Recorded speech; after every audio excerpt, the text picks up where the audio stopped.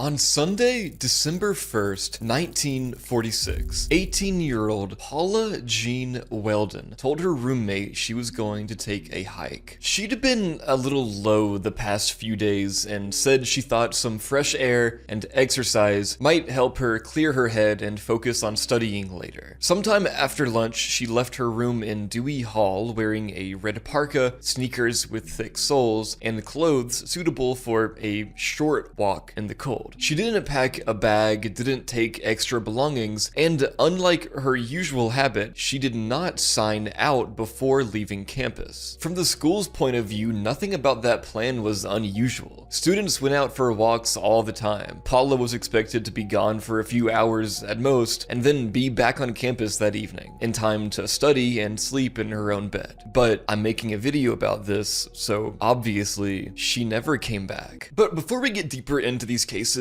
it will help to actually picture where this is happening, so I want to give like a little context. So all of this sits in the southwest corner of Vermont. Bennington is a small New England town near the borders with New York and Massachusetts, and Bennington College is just north of town on a rural wooded campus. A few miles northeast of Bennington is Glastonbury Mountain, a part of the Green Mountains. It's about 3,700 feet high, heavily forested all the way to the top, and not especially dramatic on a map, but it's surrounded by rough, remote woods that are harder to access than they look. Running over that ridge is the Long Trail, which in this section shares its path with the Appalachian Trail and then heads north along the spine of the Green Mountains. The trail crosses Route 9 east of Bennington and then climbs into what's now the Glastonbury Wilderness, one of the more remote pockets of national forest in the state. Small communities like Woodford and the area called Woodford Hollow/Bickford Hollow sit along that route between town and the mountain, right where a lot of the Paula sightings are placed. On the far side of the ridge to the northeast, you've got Somerset and Somerset Reservoir, a long isolated lake at the headwaters of the Deerfield River, also surrounded by national forest. So hopefully understanding that will help you understand these cases a little bit better. Just some context of where things are in relation to one another should help. Let's move on. Her roommate went to bed that night without seeing her. That by itself didn't trigger a full search. It was possible she was with friends or studying somewhere else on campus. The real alarm started the next morning. On Monday, Paula didn't show up for classes. She wasn't at breakfast, she wasn't seen around campus, and when staff checked her room, her things were still there. Her suitcase hadn't been taken, her belongings looked undisturbed, and there was no note explaining where she had gone. By late morning, it was clear that no one at Bennington had seen Paula since early Sunday afternoon. Around noon on Monday, the college's admissions director, Mary Garrett, contacted state's attorney William Travers Jerome Jr. to report her missing and ask for help. By late morning, it was clear that no one at Bennington College had seen Paula since early Sunday afternoon. On a small women's campus like Bennington, that kind of absence is hard to miss. Roommates, professors, and dorm staff had all quietly checked their own spaces and come up with nothing. She hadn't gone home, she hadn't signed out, and there were no confirmed sightings after she walked out in her red coat. With that, it stopped being something the students could shrug off, and it became a problem for the school itself, setting up the first organized response from the college. Bennington's first move was small and close to home. Administrators and staff organized an immediate search of the campus itself. Dorms, common areas, nearby grounds, just to rule out the obvious possibility that she was just asleep somewhere, hurt, or holed up studying. Once they confirmed she wasn't anywhere on campus, attention shifted to where she might have gone hiking. Paula had talked before about wanting to visit Everett Cave on Mount Anthony, so that became the first concrete lead. That afternoon, a small group from the college went out with local farmer Henry Steele from Fairdale Farms, acting as a guide. They checked the cave area and the surrounding trails, but didn't find any trace of her. No footprints they could tie to her, no clothing, nothing left behind. While the students were out in the woods, other locals started getting looped in. A taxi driver, Abe Ruskin, told police he thought he'd driven a Bennington student to the bus station on Sunday, but he couldn't say for sure if it was Paula, and the clerks at the station didn't remember anyone who matched her description. It had been a pretty busy travel day, but still, that possibility sat in the back of everyone's mind. So either she'd gone into the hills and gotten hurt, or she'd quietly left town on a bus. With no solid proof of either, authorities were stuck in that early gray zone where you can't even be sure which direction to search. And remember, this was the 1940s. By Monday night, they pushed her description out on the radio and into the regional papers. Photos of Paula went out across New England, and police in New York and Massachusetts were notified. On campus, students and faculty were already shifting from "she'll turn up" to "something is actually wrong." But the first assumptions were still fairly grounded. Maybe she'd gotten lost trying to hike alone before dark, maybe she'd taken off for a day or two and misjudged how worried people would be. But people didn't know where this case was going to go yet. By the way, I'm going to pause right here, guys, to say, number one, if you want this kind of content more, please subscribe or 5-star on Spotify, wherever you are. It would mean a lot. And I want to say I'm not an AI voice. In one of my videos, I asked how I can prove that, and one of you guys, I think a few guys said to get further from the mic. So I'm gonna do that. I'm getting further from the microphone right now, and I'm coming back. Now I'm gonna twist the microphone around so I sound different. Hopefully you guys believe me that I am not an AI voice now. One person said that I should fart in the mic.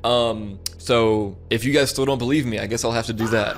Anyway, back into this case. Once Paula's face was on front pages and coming through on radio, the sightings started piling up fast, but they didn't all agree with each other. The strongest cluster kept her exactly where everyone assumed she'd gone, on the long trail. Multiple witnesses put an 18-year-old girl in a red jacket moving east out of Bennington that Sunday afternoon. A local contractor, Lewis Knapp, later told reporters he picked up a Bennington College student hitchhiking near campus, dropped her off along Route 9 a few miles west of the long trail, and remembered her saying she was headed there to hike. Around 4 p.m., a man named Ernest Whitman and 3 friends said a young woman matching Paula's description stopped them in Woodford Hollow to ask how far the long trail went and how to get to it. They watched her walk over a bridge that led toward the trail and into the woods just as daylight was fading. Other Woodford residents later said they'd seen a similar looking girl near a shelter known as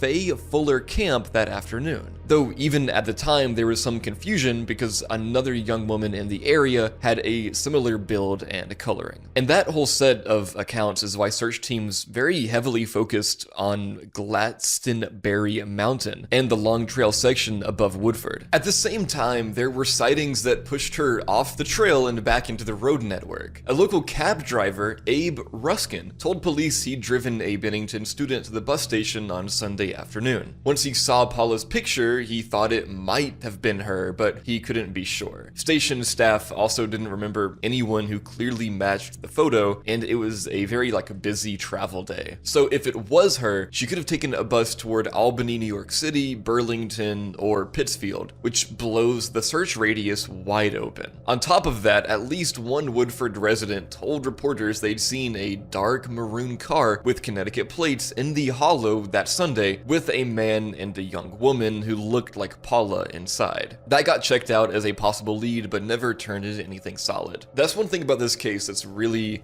interesting but confusing, is that there's just so many leads. So many people think that they know what happened, or they think they have information, which I'm sure happens a lot, but all of these are actually were worth looking into, which is crazy. I feel like the detective team and the investigation must have been so exhausted and tired. Goddamn, bro. So then you've got the sightings that drag the story even hundreds of miles away. Within days of her disappearance, a waitress at the Modern restaurant in Fall River, Massachusetts, reported serving a visibly upset young woman who, in her opinion, looked exactly like the girl in the newspapers. The woman was with a man in his mid-20s who had been drinking and acting rough with her. When he went up to pay, the girl supposedly pulled the waitress over, asked how far it was to Bennington, said she needed to get there, and claimed she'd arrived in Fall River with a large amount of cash that was now gone. Local police took it seriously enough to do a house-to-house check around the restaurant and circulate the man's description, but they never found proof that the woman was actually Paula. Other papers briefly mentioned lookalikes on trains in western Massachusetts or applying for work in Boston, but the details shifted between stories and none of those leads held up under follow-up. By the end of that first week, investigators were stuck juggling 3 competing pictures. Paula as a hiker who vanished somewhere along the long trail, Paula as a traveler who might have slipped out of town by bus or car, and Paula as a face in a crowd states away. And every one of those versions came from someone who was absolutely sure they'd seen her, and none of them could be confirmed. For the first few days, everyone was working off the same assumption. Paula got into trouble somewhere on the long trail. Search parties from the college, locals, the Vermont State Guard, and even aircraft focused almost entirely on the woods between Route 9, Woodford Hollow, and up toward Glastonbury Mountain. They swept trails, side spurs, and the obvious hazards over and over, marking off areas as they went. And when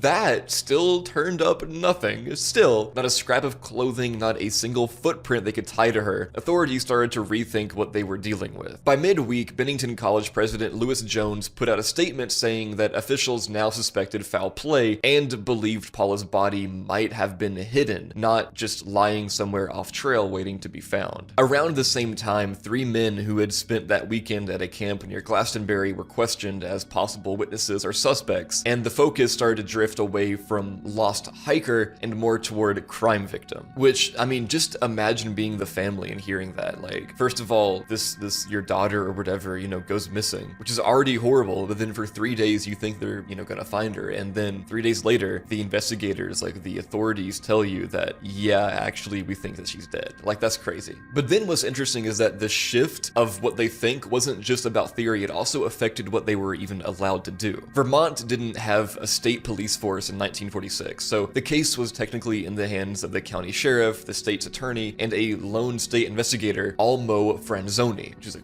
cool ass name. And they were quickly overwhelmed. Under pressure from Paula's father, Governor Mortimer Proctor asked Connecticut's governor to send help, and Connecticut state police detectives were brought in to re-interview witnesses and chase leads that went beyond the mountain. Leaning into a foul play theory also bought them time and resources. Treating Paula as a likely crime victim justified keeping outside investigators on the case still, as well as continuing organized searches and pushing for broader cooperation from other states. So in the long run, the way this investigation stalled and splintered with no clear command and no statewide agency or any consistent procedure became one of the main arguments for actually creating the Vermont State Police in 1947, with Paula's disappearance held up as the example of how badly things could go without it, which is interesting. But now, okay, so if you're trying to understand how Paula could disappear without a trace, you have to look at where she was supposedly going, not just what she was doing, which brings us to the Long Trail problem. The Long Trail in that area is not a cute little campus loop. So once you get past the road and houses at the edge of Bennington and Woodford Hollow, you're in a rough, heavily forested country fast. The trail climbs toward Glastonbury Mountain through mixed hardwood and conifer forest, with side paths, old logging roads, and unmarked spurs that were even less obvious in the 1940s than they are now. In winter, a lot of what looks like just the woods can hide like steep drop-offs and streams and ledges under snow and leaf litter. So if you step a few feet off the established route, it becomes very easy to lose the line, especially if you're not carrying proper gear or light. Weather is the second problem. Early December in southern Vermont is cold, damp, and unstable. By late afternoon, temperatures drop fast, and any wind on the ridges cuts through light clothing. Paula was wearing a red parka and sneakers. Fine for a daytime walk close to town, but really not great if you're stuck out after dark on a higher ground. Hypothermia in conditions like that really doesn't require a blizzard, it just takes a couple of bad hours in wet or cold air with no shelter. And visibility is also a big issue. On December 1st, sunset in that part of Vermont hits in mid-afternoon. Under tree cover, it gets dim even earlier. If Paula reached the Woodford Hollow area around 3:30 to 4, like some witnesses said, she was heading onto the long trail as the light was already dropping. Once the sun is down, the combination of dense woods, uneven ground, and no artificial lighting really turns the trail into a kind of maze. Like one fall off the path or one wrong turn down the wrong road, or a slip into a brook or ravine can put someone out of sight of the main route just within seconds. And that's the problem with the long trail, like what made it so hard, is that when most of the searchers are coming in after the fact, snow and time have already wiped out whatever tracks Paula might have left. And then next in my script, I was gonna go back to the other, like, leads,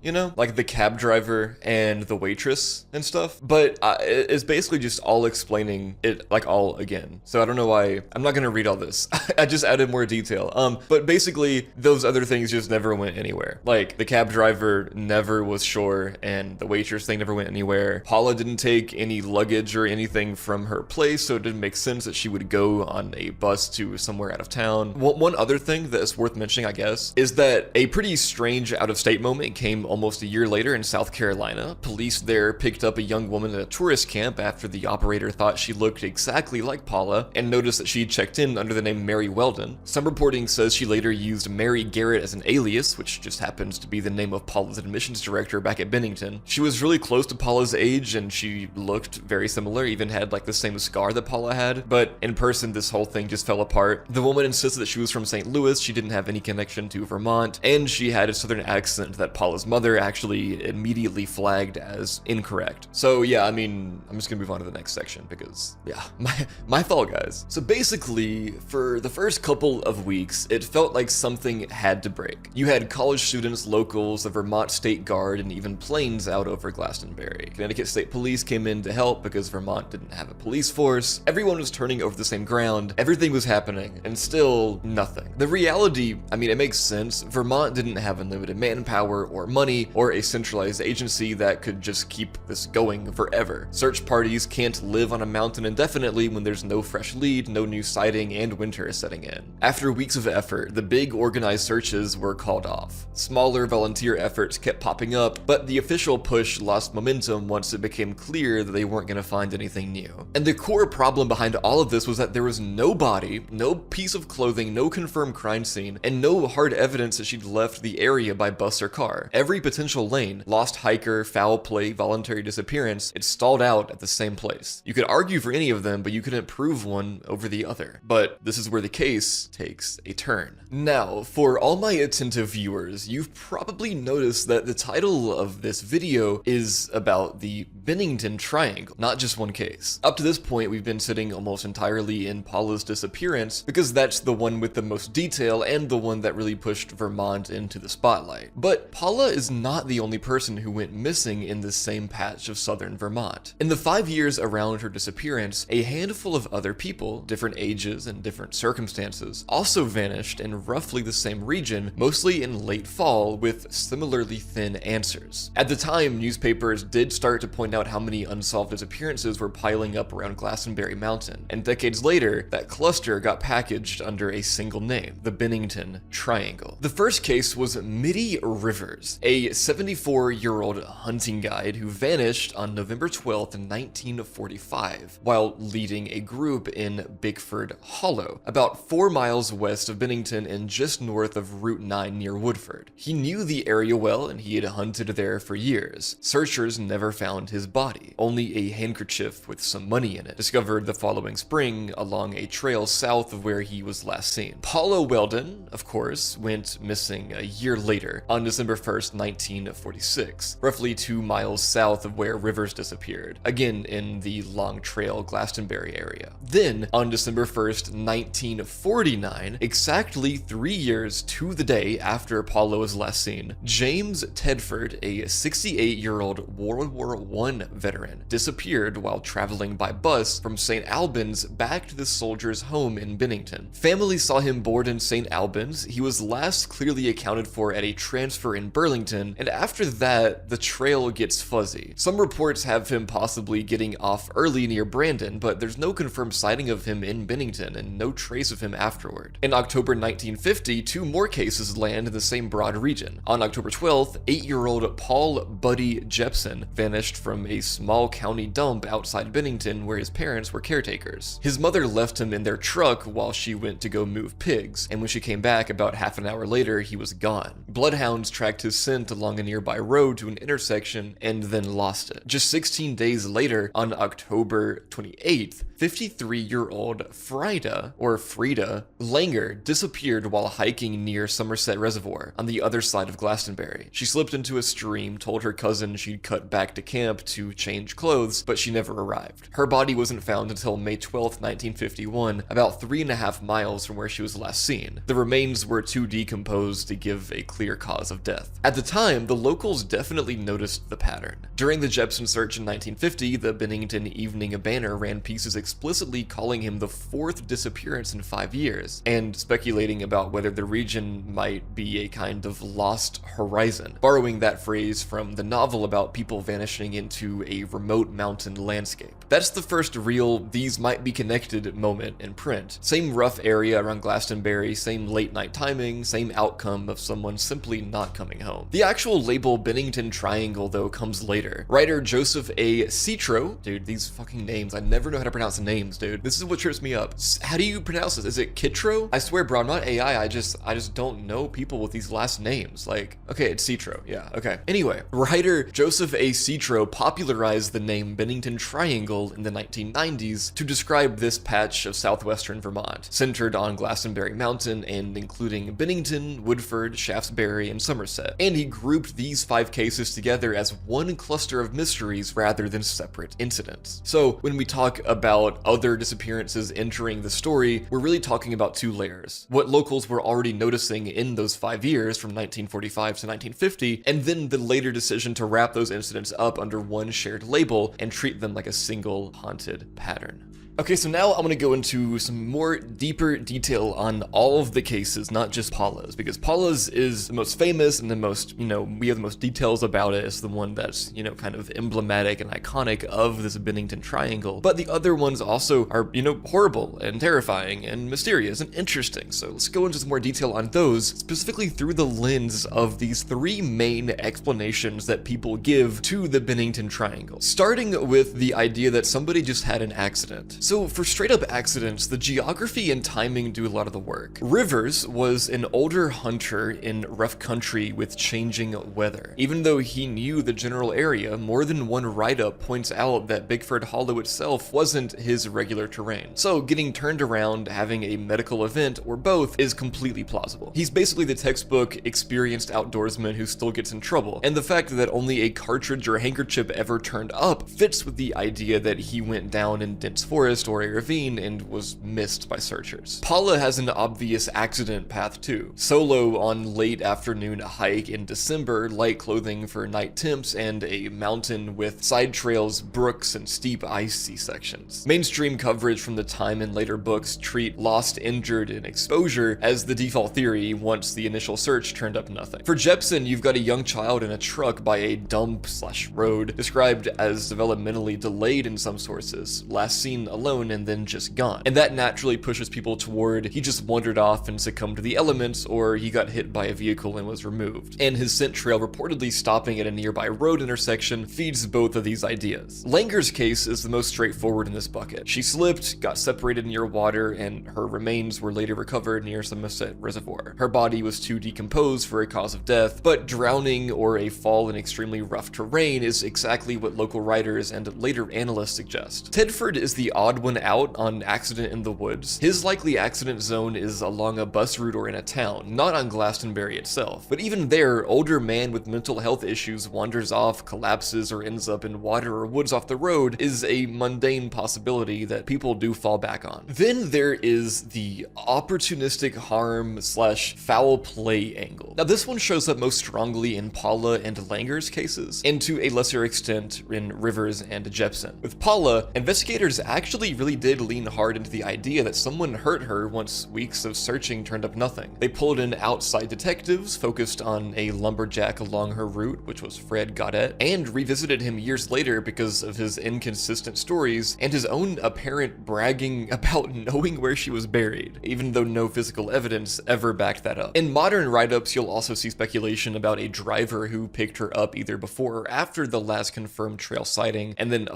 or killed her elsewhere, disposing of her body far outside the search area. Basically the classic stranger abduction template applied retroactively. Rivers has his own foul play theory, and if you remember, Rivers was the 74-year-old hunting guide. Some authors and commenters suggest that he might have been shot accidentally by another hunter and quietly hidden to avoid charges, which would explain the total lack of remains despite heavy search effort. But that idea is based on inference, not any documented suspect. Jepson Jepson, which is the 8-year-old, his case is where people go the darkest. There's a pretty reasonable fear that a passing driver grabbed him while his mother stepped away. But then there's also the more lurid rumor mill version where his parents were somehow involved and he was like fed to the pigs or something, which shows up in later articles as speculation rather than anything supported in that like original reporting. Langer's story is the one that really keeps the human culprit conversation alive, because Langer's body was reportedly found in a spot that had already been searched at least once in the early effort, and that's led some modern writers to argue that her remains were dumped there later, implying murder and staging rather than a simple wilderness accident. Telford, again, is the least dramatic here. Nothing in the record screams robbery or homicide, but technically he falls into the same category of could have run into the wrong person once he stepped off that bus with all his belongings. And then there's the third theory that gets applied to all of these, which is voluntary disappearance. And this one sits in a middle ground, kind of, because you're not blaming the woods or a killer, you're saying that that person chose to step out of their life. And Paula, again, with a lot of these, I think just because she's been covered the most, is the one who gets this treatment the most. Contemporary coverage and later summaries list theories that she ran away to start a new life, eloped with a boyfriend nobody knew about, or possibly died by suicide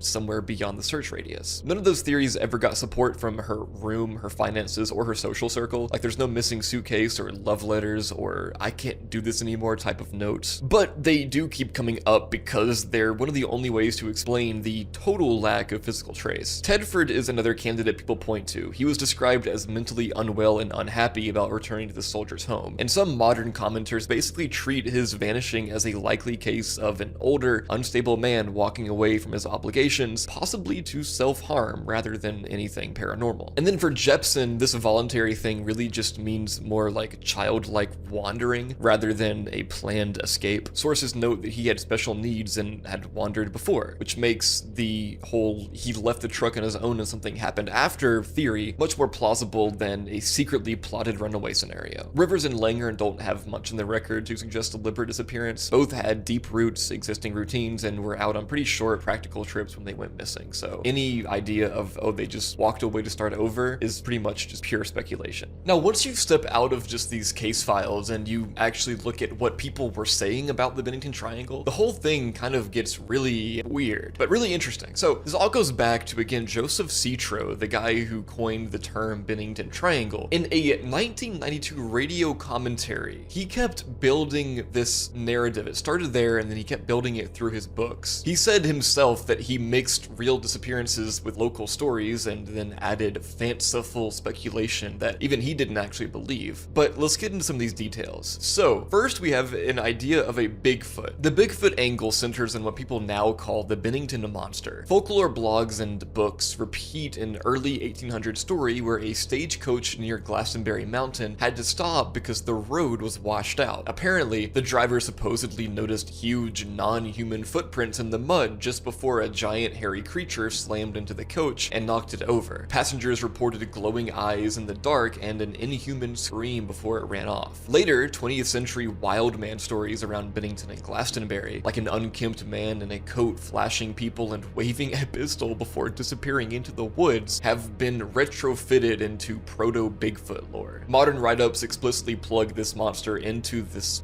cluster of disappearances that we're talking about, especially with the older outdoorsmen suggesting that the hunters like Mitty Rivers, and another case, Carl Herrick, who died under weird circumstances near the region in 1943. Anyway, that they might have crossed paths with some huge unknown creature. There's obviously no evidence for this beyond just vibes, but you can see why people would think it, especially back then. Then you've got the Cursed Mountain and a native legend layer. A ton of articles say that local tribes supposedly avoided Glastonbury, used it only as a burial ground, and told stories about dangerous spirits there. Some pieces specifically mention Abenaki stories of a man-eating rock that would swallow anyone who stepped on it. Also, I hope I pronounced that right, dude. I don't want to mispronounce a native, name. It's Abenaki, okay. And then when you chase those claims back, though, they almost always run through modern writers, rather than through documented pre-colonial sources, like, again, Citro, and regional ghost story books and online listicles. Skeptical researcher Sharon Hill straight up points out that things like Native Americans said it was cursed are repeated constantly, but they really are dubious, quote unquote, in terms of traceable origin. Citro himself told Vermont Public he might have either made up or half remembered the man-eating rock when he wrote about it. So that's kind of fucked up, bro. That's kind of fucked up. And now that man-eating stone is now one of the most quoted bits of Bennington lore. The way Citro describes it in later summaries is basically that nobody alive has seen it, native people supposedly knew about it, and if you're unlucky enough to stand on it, the rock becomes less solid and swallows you whole. From there, it's basically fan theory. Writers ask if the people who vanished from 1945 and 1950 stepped on the hungry stone, using it as like a metaphorical explanation for why there's no remains for these cases. But it's kind of fucked up and crazy that one guy can like put his fan fiction into an actual native tribe's like folklore. That's like weird. Then UFOs and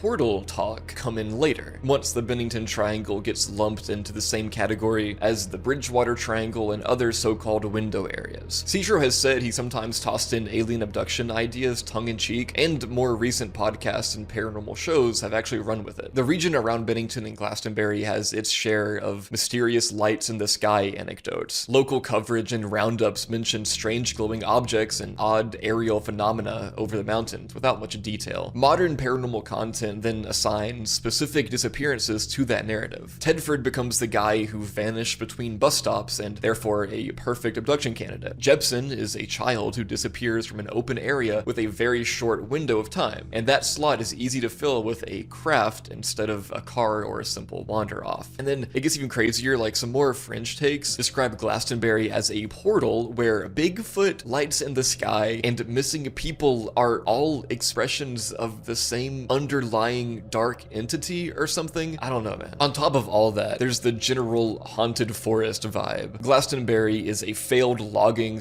/ mining town turned ghost town sitting in a big block of national forest. Articles and podcasts talk about strange lights, untraceable sounds, odd smells, and families claiming their ancestors encountered monstrous or prehistoric looking animals in the area. Other stories of a wild man living in rock caves get blended with Bigfoot ideas. Hikers and hunters describe sections of trail that go weirdly quiet or feel wrong. And that atmosphere gets retrofitted onto all 5 of the 1945 to 1950 cases. In that storytelling space, Rivers and Weldon don't just get lost. They like walk into a place that people were always warned about. And Jepson isn't just a kid who disappeared in a dangerous gap of attention, he's lured by something unseen. Even Langer's body turning up months later in an area said to have been searched becomes proof that the mountain takes and gives back on its own schedule. It's pretty out there, but people really did think this. This was a pretty big theory. It's crazy how many weird theories there are attributed to this kind of stuff, these disappearances. By this point, we've basically got 4 brackets people keep trying to shove these cases into: accident, opportunistic harm, voluntary disappearance, and then all that paranormal stuff. So I'm gonna go through all of these and work through like why none of them really work, for the most part. You'll see. So accidents. Accidents make the most sense on paper, and honestly they probably do at least explain some of what happened here, but the issue is when people try to stretch that to cover like all 5 of these disappearances. For Rivers and Langer, bad luck in bad country actually kind of lines up with what we know from other wilderness disappearances. Search and rescue data in mountainous regions show that even big organized searches miss bodies all the time, especially when you're dealing with steep slopes, thick forest, and cold water. Studies of SAR in North America put initial detection rates lower than most people think. It often takes multiple passes or a change of season before remains are found. So Rivers vanishing without a trace and Langer only being discovered months later by chance is frustrating, but not impossible. Where accident starts to wobble though is when people start to like try to use it as a cluster explanation. Tedford was on a bus route and then probably in town. If he collapsed, fell into water, or died of exposure, you'd expect some paperwork or discovery later. An unidentified body, a set of remains found by hunters, something. There's nothing like that tied to him in Vermont death records or later news coverage. For Paula, the accident theory has the terrain and timing on its side, but decades of hikers and hunters going through Glastonbury, plus the original ground and air searches, have never turned up a scrap of clothing or bone that anyone can tie to her. So if you want all 5 were accidents to be your answer, you have to be okay with a string of statistically unlikely misses in a row, all in roughly the same area over a short window of time. And then next we have the opportunistic harm angle. The foul play angle is tempting because it patches the exact hole that accident theories leave, which is there being no remains. If someone abducted or killed these people and moved their bodies, of course you're not going to find them on the long trail. The problem is that as soon as you start asking who,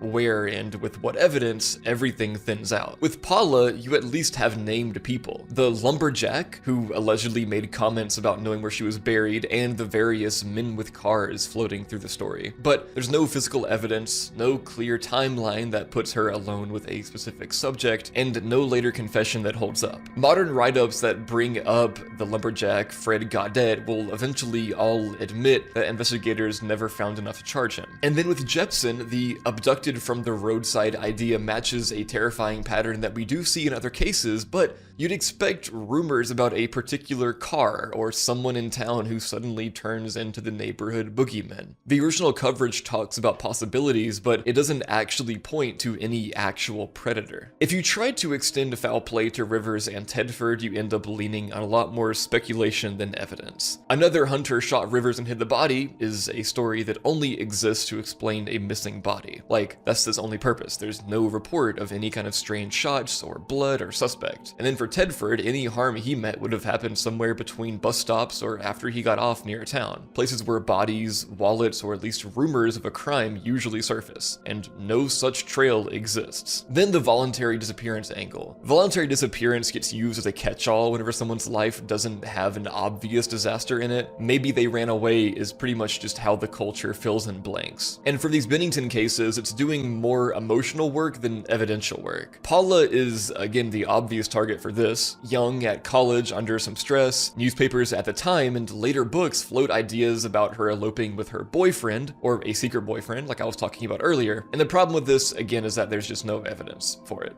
I mean, like all of these. With Tedford, some writers basically split the difference. He didn't plan a glamorous new life, he simply walked away from a place he hated and maybe took his own life. It's not impossible. I mean, he was older, he had mental health issues, and he was unhappy at the soldier's home. But again, there's no body and there's no note. But then once you get to Rivers and Langer, voluntary disappearance stops making sense completely. Both were doing routine practical things, guiding a hunt and walking back to camp to change, and had deep local ties. There's nothing in the record suggesting they wanted to start over or dump their families and communities. And I don't think I need to go over the paranormal ones, because I don't think any of us believe the paranormal ones. And I've already talked about it a lot earlier, so I'm gonna leave that at that. And that's pretty much the end of this, guys. This cluster of cases doesn't have a lot to go off of. I explained about as much as I could. I hope you enjoyed this. Let me know if you want more stuff like this. Put some cases down in the comments if there's any case you want me to talk about in particular. I'm not gonna spoil it yet because I actually might not fully do it. I need to look into it first, but I did get a Discord DM asking to do a certain case, so, you know, I really do listen to you guys and what you want. Just let me know, you know? I hope you enjoyed this, guys. This one was fun to make. Have a great night, everyone. Thank you for watching, and sweet dreams.